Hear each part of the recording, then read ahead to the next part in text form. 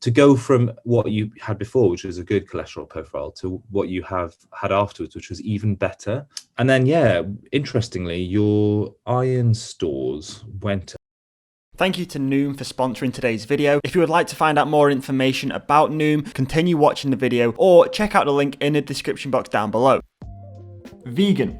So other than seeing that word in many people's Instagram bios nowadays, what does being a vegan, what does veganism actually mean? 1.16% of the UK population now consider themselves as vegans. This is a 300% increase since 2014. That's almost 2 million people. So the Google definition of vegan is a person who does not eat any food derived from animals and who typically does not use any other animal products. Every year during January, there is a campaign to try and get as many people as possible to try a vegan diet. We call this Veganuary. Last year in 2019, nearly 260,000 people partook in Veganuary. There is a ton of acclaimed benefits from being a vegan and following a vegan lifestyle, including reducing your chances in getting either heart disease or cancer. Now this made me think, why doesn't everyone just become vegan? If we're gonna live longer, if we're gonna be healthier. I wanted to try it for myself, and that is why for the next 4 weeks or 28 days at least,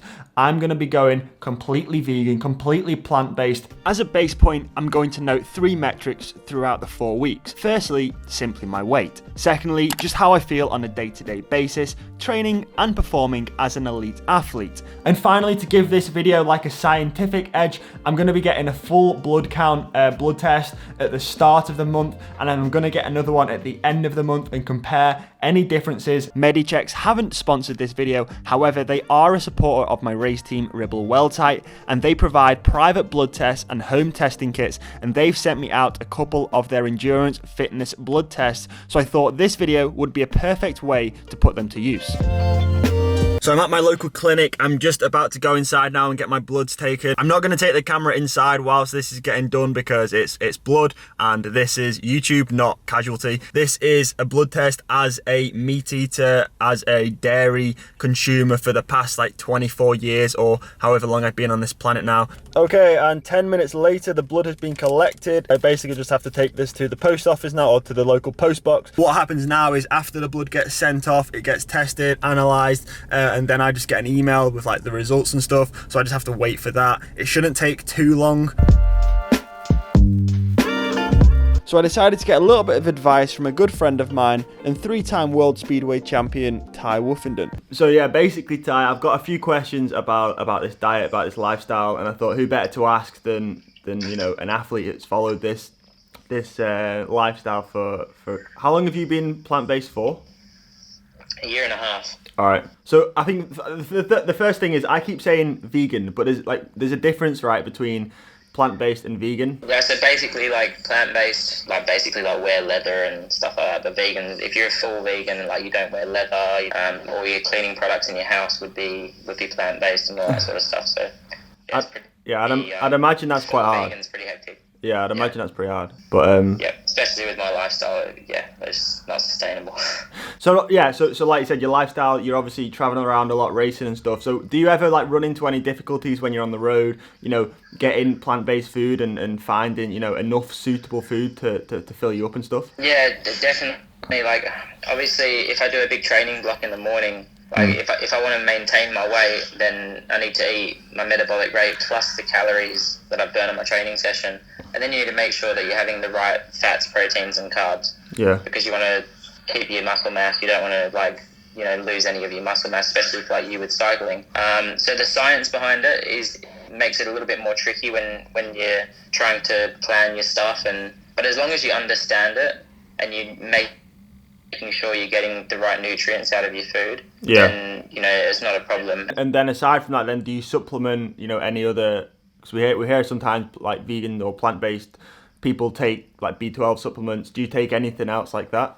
I did for about 3 months, but I just literally couldn't be bothered taking a tablet every day. Yeah. But I still do take tablets every day. So I have a probiotic and I have a vitamin D spray, one spray in my mouth every day. And there's, even with stuff like that, obviously, like, because I'm under WADA, you have to make sure that it's all approved by all that sort of stuff. So as long as, again, it's all about, like, if you're a high-end athlete and you're on a plant-based diet, as long as you understand and do your research, it's not a problem. If you was pretty, like, laxy-daisy with it, like, some stuff from Holland and Barrett can be cross-contaminated.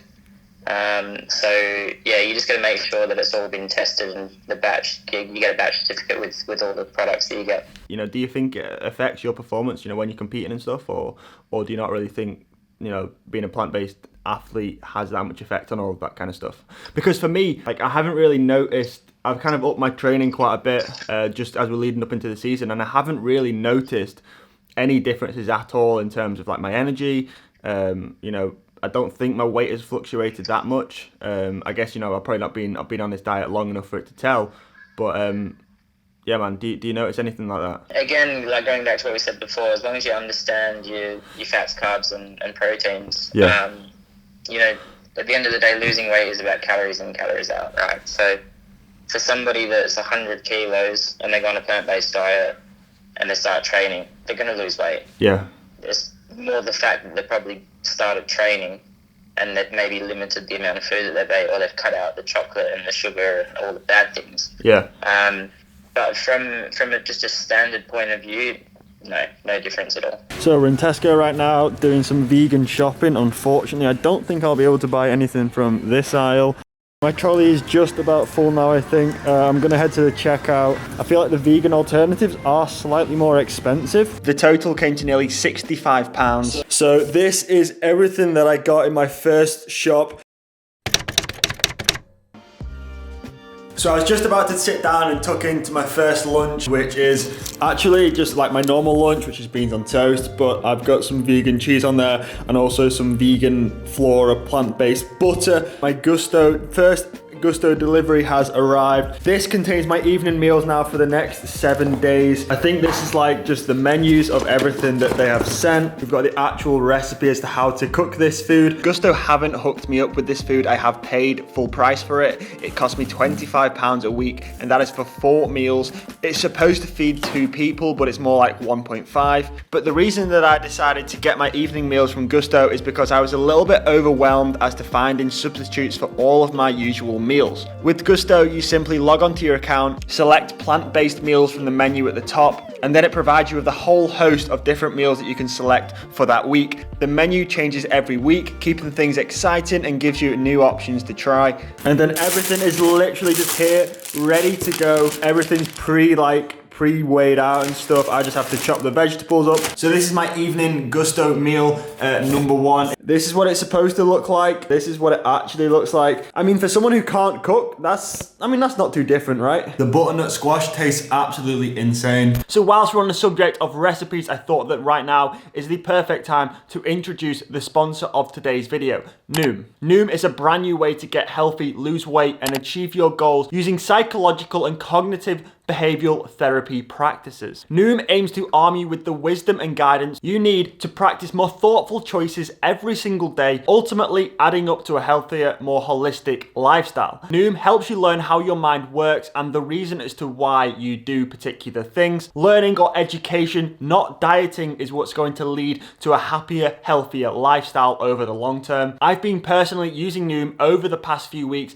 to find different recipes which are suitable for vegans under their recipes tab. For me personally, with everything that's gone on over the past year, my sleep schedule, my sleeping pattern has literally gone out of the window, and I'm really trying to learn and bring that routine back into my life. On Noom, there is a ton of articles around sleeping habits and behavioral psychological techniques, for example, your mindset, personal acceptance, and tactics for stress relief. Noom is a behavioral change indicator leveraging psychology and science to help people live the healthy, fulfilling lives they deserve. By combining the power of artificial intelligence, tech, and psychology with the empathy of personal coaches, Noom helps people live healthier by changing their long-term habits. You only need to spend a couple of minutes every day using the program in order to make some long-term, lasting, positive changes to your lifestyle. Noom's online evaluation allows them to create a completely tailored and customized program to your needs requirements, aims, and goals. You can get started on your journey right now by clicking the link in the description and taking the free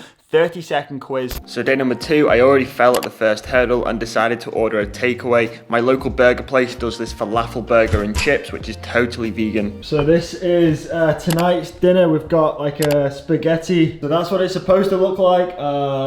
That's what it actually looks like. So this is the second meal that I've had from Gusto. In total, it's about 900 calories. So yeah. Bon appetit. Jesus, that is spicy. So I've been on this diet now for 5 days. We're coming up to a week, and today is like my first kind of real long day, long training day on the bike. So this is what we're going to be taking with us on the bike. We've got 2 bottles. One of them's got blackcurrant and the other one's just got water.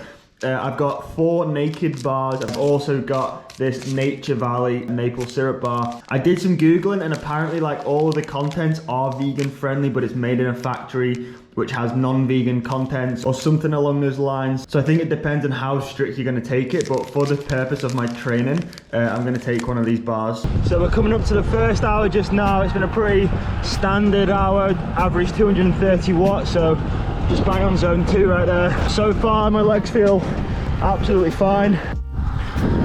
I'm not gonna lie, it's a stunning day in the Ribble Valley today.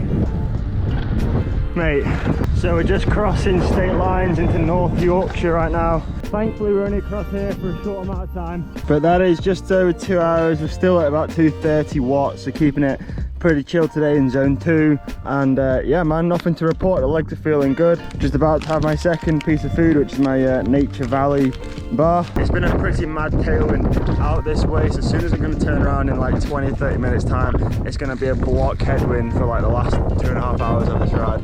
Alright, that's just about 3 hours there. We're just tapping it out. 3 hours down, 2 more to go. So there's the 4 hours. Feeling good, feeling fresh still. We're into the final hour now. Just made it back home. We ended up doing 4 hours 40 in the end. We had to cut the ride 20 minutes short. I think the camera kind of shows the lighting pretty well, but it is actually going dark right now. I might jump on the kicker bike right now just to put it up to 5 hours and get it, you know, get the complete time done for the day. But I guess I feel absolutely fine. I don't feel like I've got any less energy than I would normally do on a 5-hour ride. So as an athlete, something I consume a lot of is like recovery drinks or protein shakes. All of these current powders that I've got are like not vegan friendly. However, I managed to find this, which is off My Protein. It is a vegan recovery blend. It's a chocolate flavored one.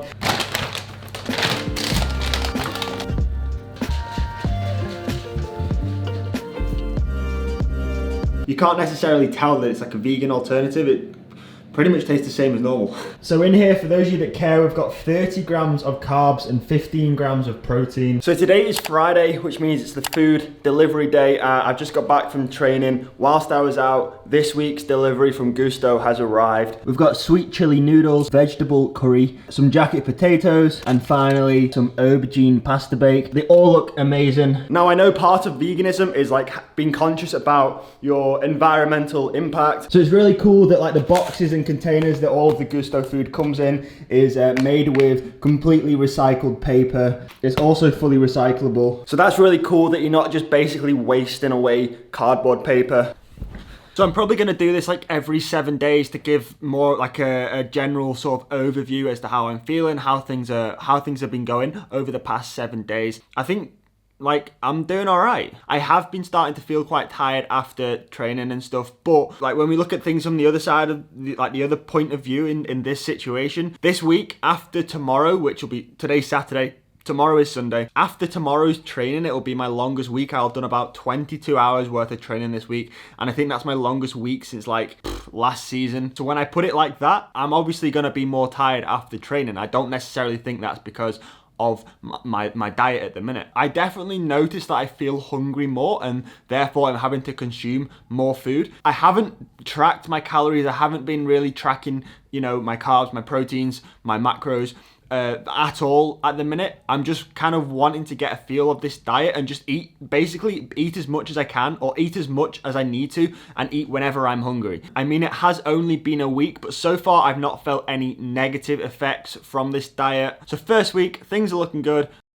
So I got back from my ride today about half an hour ago. It was so nice all day until like the last 30 minutes when it just absolutely it down. But this was my ride today, just over 5 hours at 237 watts average. Now the whole point of this video is to just document how I feel throughout these 4 weeks, and honestly, today was just like a normal mid-zone 2 ride, a pretty generic 5-hour ride that I do quite often, and today I feel so much better than I normally do. Now I don't know whether that's because I'm adapting to my training, I'm generally getting fitter, or if it's anything to do with my diet, and that is 21.5 hours for the week in total. So on tonight's menu, we've got this like Thai vegetable Thai curry. It's got coconut inside it. It smells so nice. But I think like my main observation from this whole plant-based diet is the portion sizes. In order to consume enough calories to fuel me for training and everything, the portion sizes are massive. This basically fills my whole entire plate.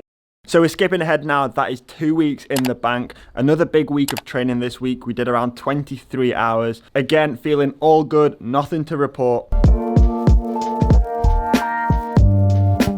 So this is basically the breakfast that I have, I'd say 360 days of the year. I absolutely love porridge. It's just perfect for training. It's full of slow release carbs. And being on this diet, I've basically just changed out conventional milk for oat milk. Normally I would put a spoonful of Nutella in just to give it a bit of extra taste. But again, during this month, I'm going to be using Bourneville, which to be honest, tastes very similar anyway. And then just some blueberries on top. And finally, a few raspberries. It's not the most aesthetically pleasing thing in the world, but it gets the job done and it tastes absolutely sick. Before long, it was time to get my second blood test done. I managed to get hold of the doctor that was actually doing my blood test, and he very kindly jumped on a Zoom call with me to talk me through my results and also to talk a little bit more about a plant-based diet as well. Fine. So I've got both your blood tests up here.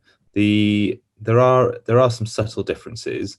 I'd say they're 4 weeks apart. So for some of the markers, like the diabetes marker, you sometimes need a bit longer. And even with the red blood cell markers, you need sort of 3 months really to see a difference, although there are some differences. But there's a couple of markers which are out of range. Your cholesterol was a little bit high, but yeah, surprisingly, your iron stores are a little bit on the lower side.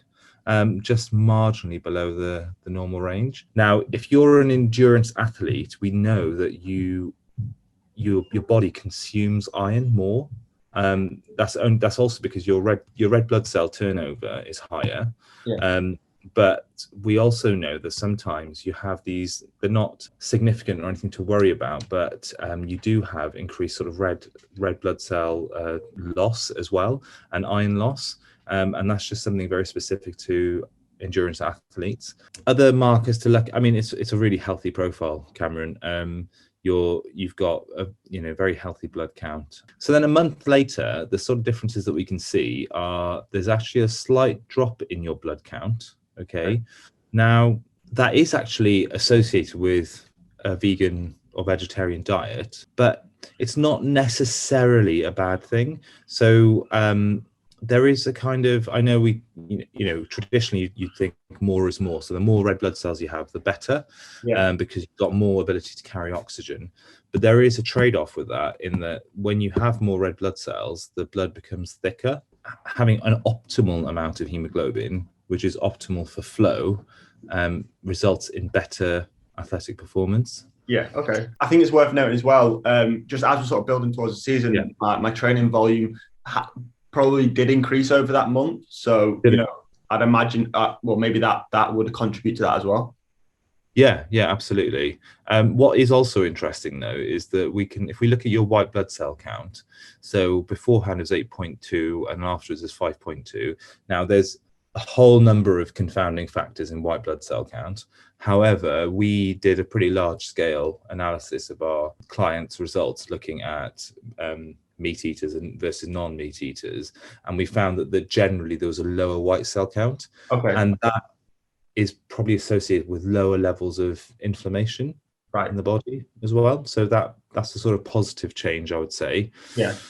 Your kidney function was better on the second result. What is quite interesting, these are marginal changes, but quite significant, if you were someone who had high cholesterol, to go from what you had before, which was a good cholesterol profile, to what you have had afterwards, which was even better.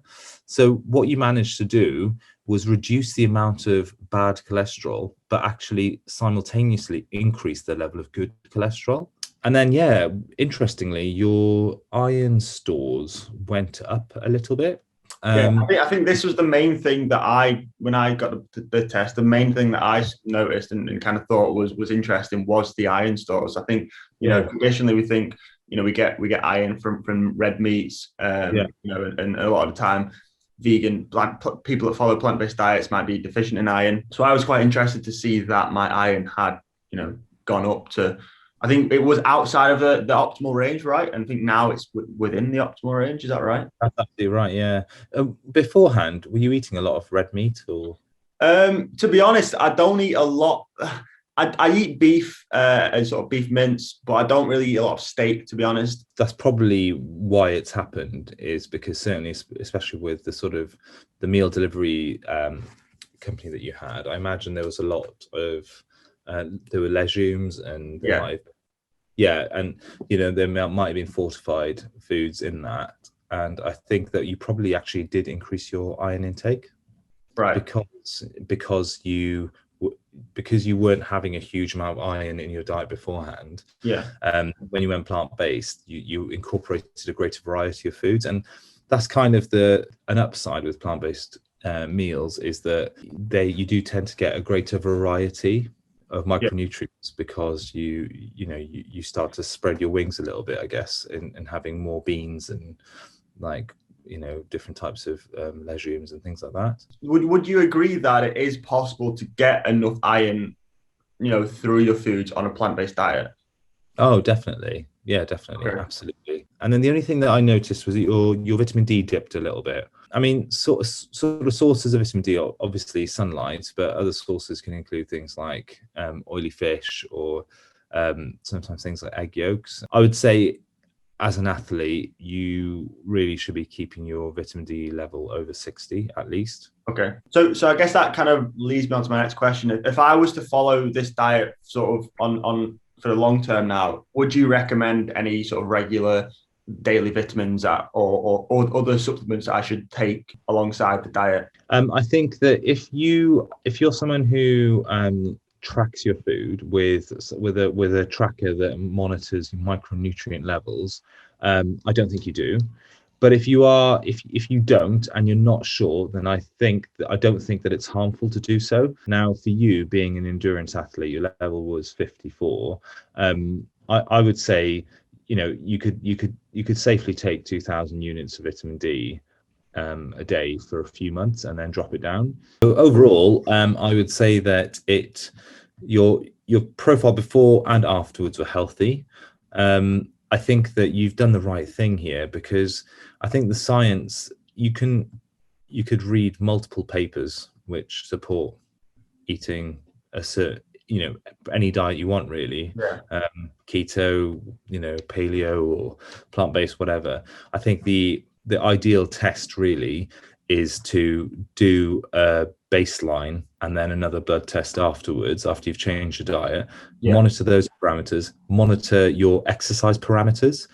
So in cycling, I guess you could be monitoring things like, I don't know, like your FTP, or your recovery, your sleep. So I appreciate this isn't the most scientific video in the world. I just wanted to go in with an open mind and continue my life how I did previously, but just switching out the foods for plant-based alternatives and document the experience. I think to conclude, did I notice any significant changes? No. Has this opened up my eyes to a plant-based diet being more easily accessible than I first thought? Completely. To finish off, as I expected, my weight was bang on the same as it was 4 weeks ago. And I think from what we can conclude is, with a little bit of basic understanding as to what you should be eating, there's absolutely no reason why a plant-based athlete can't perform the same, or if not better, than a traditional meat-eating diet. And I guess the ultimate question after all of this, am I going to continue this diet? You know what?